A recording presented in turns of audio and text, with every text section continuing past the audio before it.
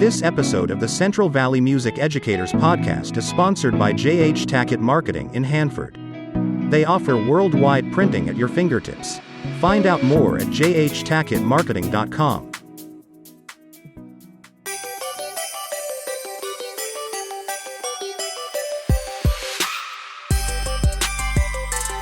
Welcome to the Central Valley Music Educators podcast. I'm your host, Rob Bentley.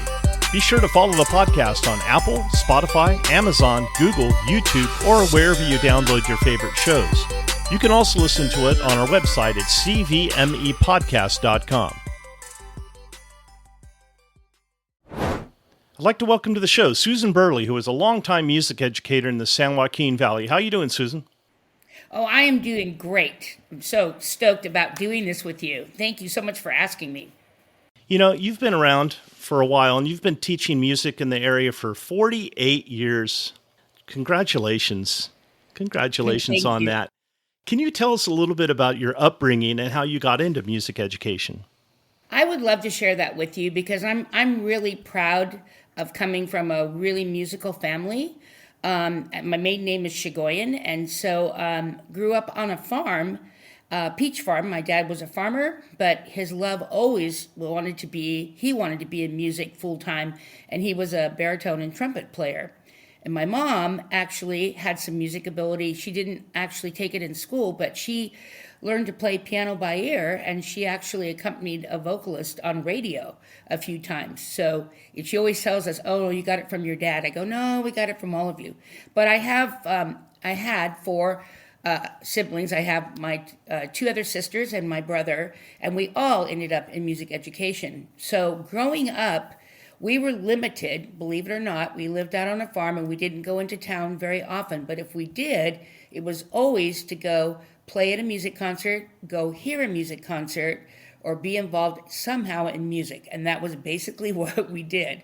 So we kind of grew up around it. My dad had his player, his record player and everything out, and every day he would say, "Come on, get in here and I want to play some music for you." And so he would just play all kinds of different eras and just all kinds of artists, and it was really, really interesting. He was so passionate about music.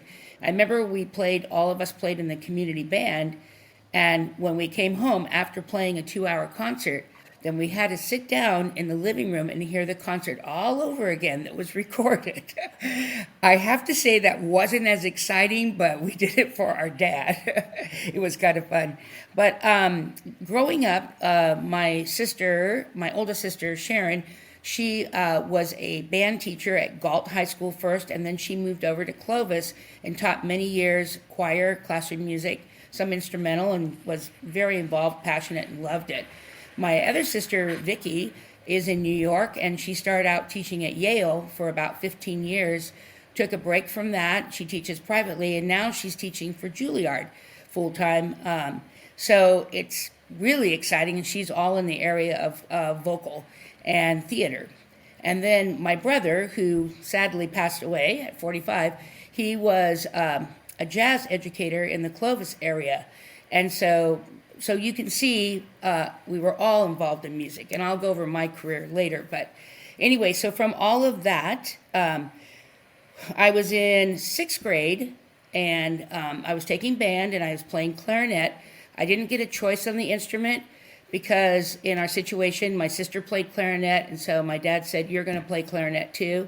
Okay, so I started out on clarinet, and I decided in 6th grade, I don't think this is for me. I don't know that I want to play music. And so my dad went over and got the high school band director, who at that time was Larry Johnson, and said, "I need you to talk to my daughter because she thinks she's going to quit, and she's not." So he came over, and he really encouraged me to stay with music and told me about all the wonderful things that were going to happen for me in high school. And so I stuck it out. And the next year is when I decided that I loved music, total opposite, and that I wanted to be a music teacher when I grew up. So with all that being said, then I went through high school with Larry Johnson. And he was an amazing director in so many ways. You're going to find out that the one thing I'm very passionate about is it's not just learning music, but it's learning life skills and becoming a better person. And so I feel like music just creates the whole person and not just about playing an instrument or singing. So, so that's kind of how my life started, and I got into education from there. How did you get into education? Well, I went to Fresno State for 5 years, and I had just wonderful instructors. I had Dr. Larry Sutherland for band and for marching band, and was kind of my mentor. And I actually babysat his kids for about 3 years too, and I was his music librarian. And then I had Dr. Russell Howland, who was my private woodwind teacher, and he was world renowned, and I mean that seriously. I couldn't have gotten someone else that wasn't the most famous person in the world. He was amazing, and between those two, I was ready to go out and teach. I did my student teaching with Harry Buchlian, and he was fantastic at Hoover High School. And so it was just a really great experience. So I felt when I was ready to go out and teach, I just wanted to hurry up and do it. So I, after my 5 years, I went out looking for a job, and I had some offers my first year, but I really wanted Cherry Avenue Middle School in Tulare. And I'll be really honest, at the time, the director across the way, there was only two middle schools at that time. So there was Cherry Avenue and there was Mulcahy. And that person did not want a female band director in the area. And I will tell you right now, when I started teaching, which was 1974, 75, there wasn't a lot of female teachers around. So it wasn't like something that was expected. And so Dr. Sutherland went to bat for me and told the principal, don't be a fool, you need to do this. So they hired me, and so then I started out at Cherry Avenue. And when I first started, there was 45 kids in the total program, which meant all the feed-in elementary schools, which I was called the East Side.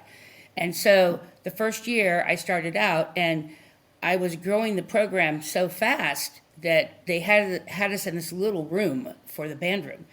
And so I had to have the kids line up, and then they had to walk in lines and sit down so that everybody could get in the room and then come back out. So because of that and the growth I was doing in elementary, they built a band room the next year. So, and then it just grew from there. I mean, I have so many experiences to tell you about that. But anyway, I love that I had that opportunity to be at Cherry Avenue for 40 years. Yeah, no one can dispute your record there at Cherry Avenue. We always love going and watching the groups perform and going to the jazz festivals and parades and concerts. Definitely an experience. And I have to say, give a prop for your former students, because I married one. Yes, you did. Hey, Susan, you do a lot for the education community, but I know you're also involved at the community level with the local theater company. Can you tell us a little bit about that? Yes. So when I was in college, I got hired to play in what they called the pit band for Roger Rocca's theater. And so I got this experience of watching people perform and act, and I hadn't had any theater experience before that because we didn't offer it when I was in high school. So when I came to Cherry Avenue my very first year, they had a drama program started like after school, and I got into it right away. Then I was basically given to me my next year, and because of what I was doing in the middle school, I went ahead and found out that they were going to start community theater, and I was on that team that actually developed the theater because I can't remember the proposition number right now, I apologize, that had happened that stopped all the funds from having any fine arts in the summer. 13, wasn't it? Thank you. That's it, Prop 13, yes. And so we went on a trip to Canada with a Redskin band and sat in a hotel room and said, let's start our own theater. Let's make this happen. So that's what we did. And so I have been in that theater since 79 up to this year. And in that community theater, we offer 2 youth programs, which I'm in charge of, 5 on-show programs that go on throughout the year.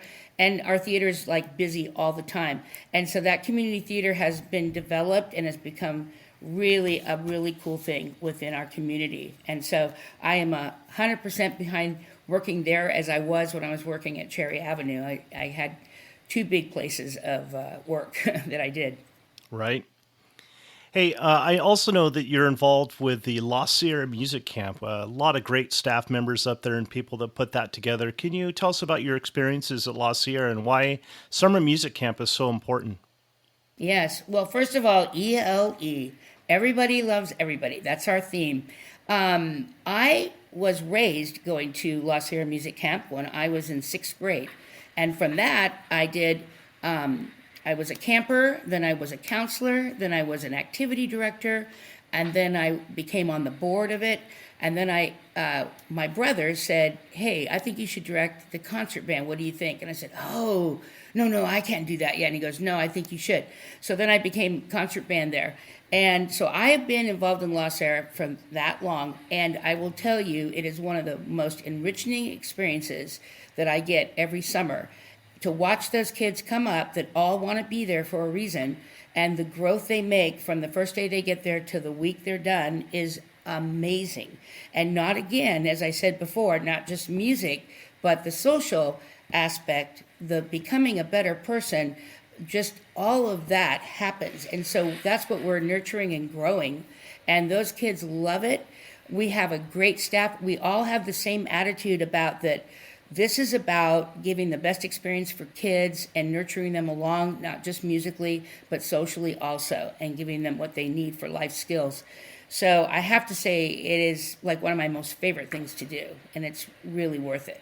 And I want to put in a plug, Rob, at this time that we had a meeting last month, and we have lowered our price. It may not seem that high, but it is. But we went down to $500 a camper, plus we are working right now for grants, scholarships, donations, sponsorships.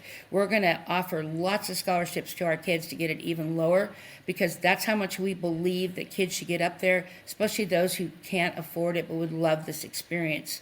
So we're going to go out with a risk here, and we're going to make it happen. So we're really excited.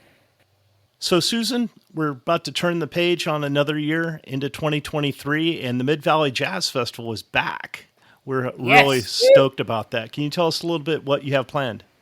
Yes. Well, I hope we're going to be doing what we were planning on doing in 2019, and that is that the students will come, they'll get a chance to warm up, then go on stage and perform their songs for 3 judges on our panel, and then they'll go into a feedback room with a 4th judge and get some feedback for what they did in their performance. And then from there, they're going to go into an improv section with one of our directors, and then for there, they'll go into sight reading. So they get about 2 hours worth of work just for themselves and their band by themselves. So I feel like it's really worth their time. And they're welcome to stay and listen to other groups and be educated that way also. So I'm hoping, we've always been close to about 40 bands over a 2-day. And so I hope we can reach that goal, because the more the merrier, and I really want that to offer this to everybody. And who are the adjudicators you have lined up? This year, Mike Gallistus, I might be saying that name wrong, I apologize. Mike Dana, Paul Lucchese are on the main stage. The feedback is Lisa Butts and Les Nunes. And then in sight reading is Dale Ingstrom, and on improvisation is Larry Honda. So we have a wealth of knowledge that will be at that festival. Yeah, so that brings up a great topic that I'm always an advocate for, surrounding yourself with quality people. And I have to say, going to your festival and listening to the judges give advice on choice. You know, we had an episode here a couple weeks ago about selecting repertoire for jazz bands, and a lot of that experience that I have from choosing comes from feedback that I received directly from your adjudicators. And I know that in your career, you've done this festival and so many other things, but surrounding yourself with quality people, what advice could you give some of our newer directors about the importance of asking for help and reaching out? Well, I want to say that's probably the best thing you could do. And you have to, like, anything that you do in life, it's not really just that you did it.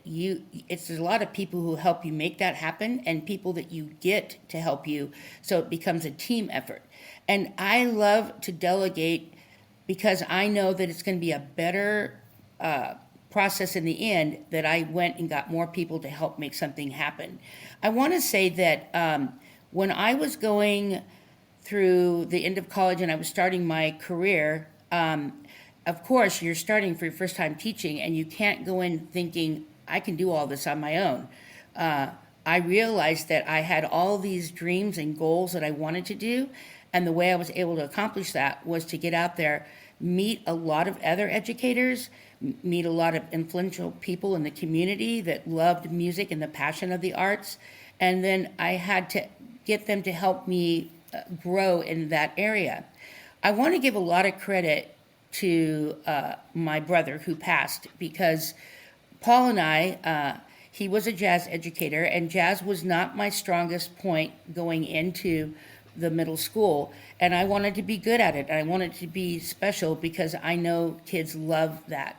And so we would talk on the phone every day, literally every day, and he would give me ideas and tips and teach me things, and then we just talked about how neat it was to have this offered for kids and how important jazz was and just music in itself.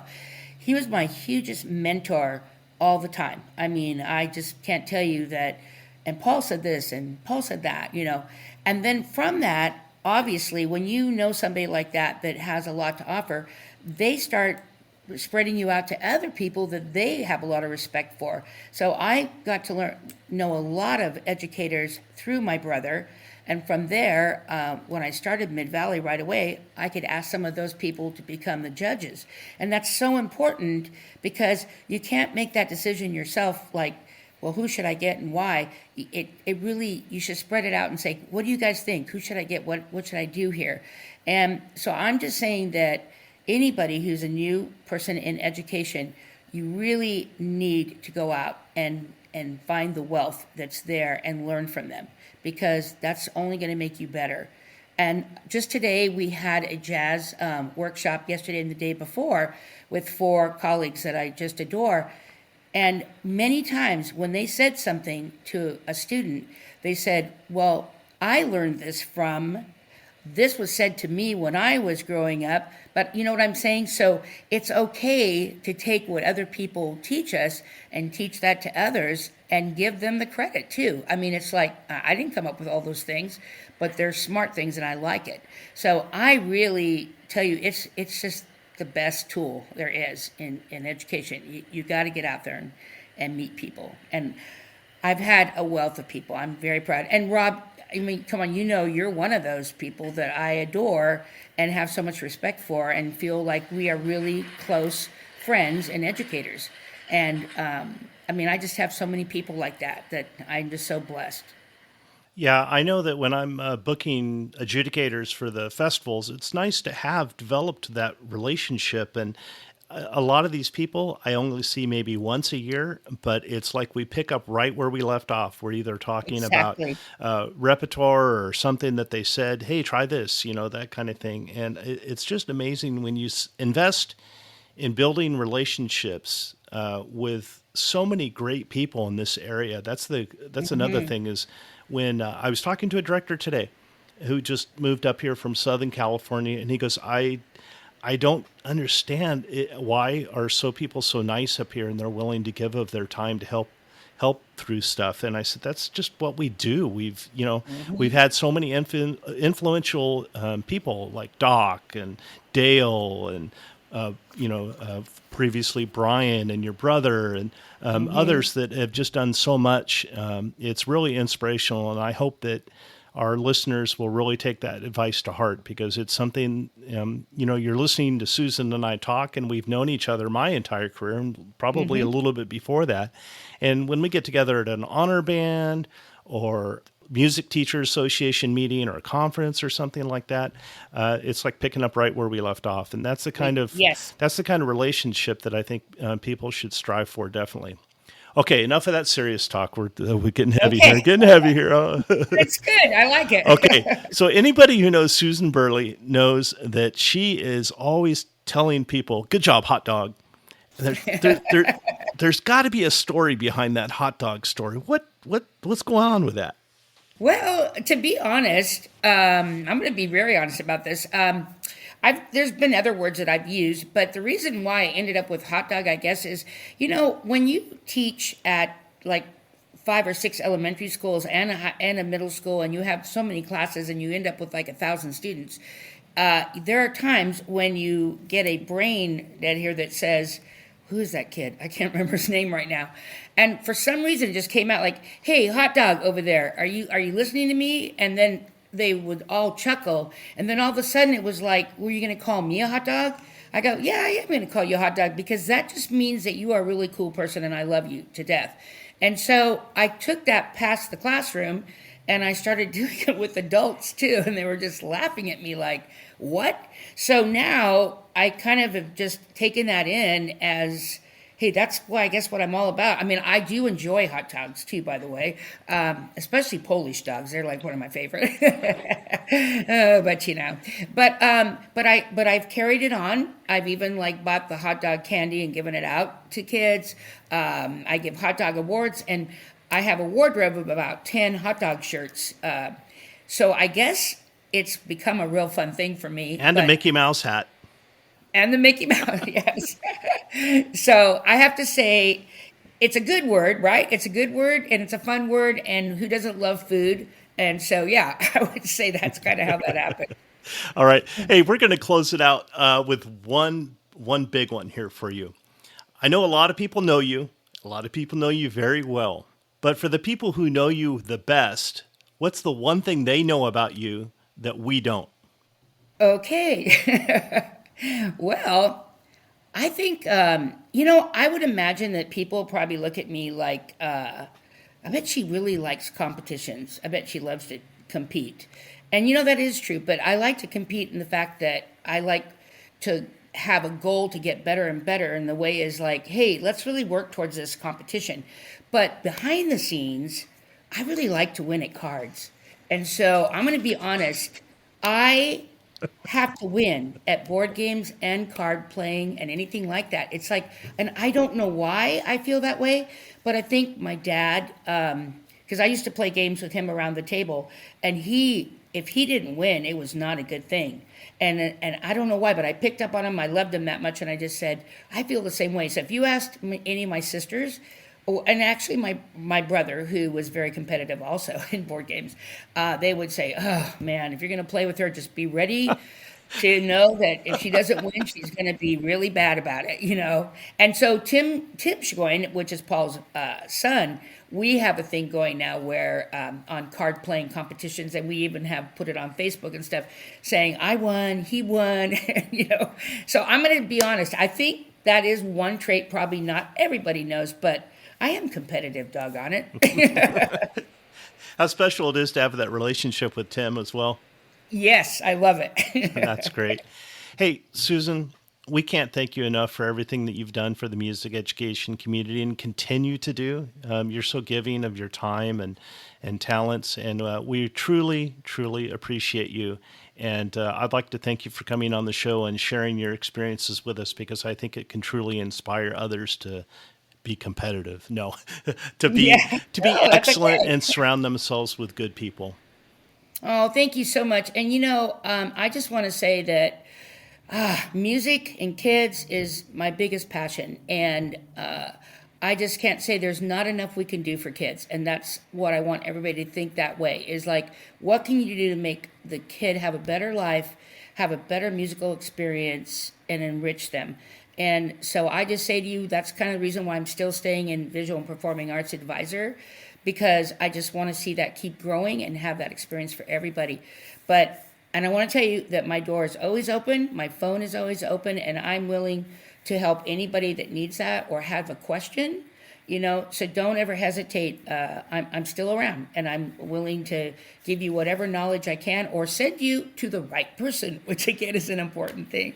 So Rob, thank you so much, and I love being here with you, and you're one of my favorites, so thank you again. And to the music world, God bless you for doing what's right for kids. So thank you so much. I'd like to thank J.H. Tackett Marketing in Hanford for sponsoring this episode of the Central Valley Music Educators Podcast. If you enjoyed the show, please consider leaving a review, sharing on social media, or telling a friend. For more information about the podcast, you can find us on Instagram, Facebook, or YouTube at Central Valley Music Educators Podcast or CVME Podcast. This is my final episode of 2022. I'll be taking about a month off after producing 18 episodes over 2 seasons. It's time to take a break. I'll pick up the podcast back with Season 3 beginning on January 13th. Good luck with your upcoming concerts and have a great Christmas vacation.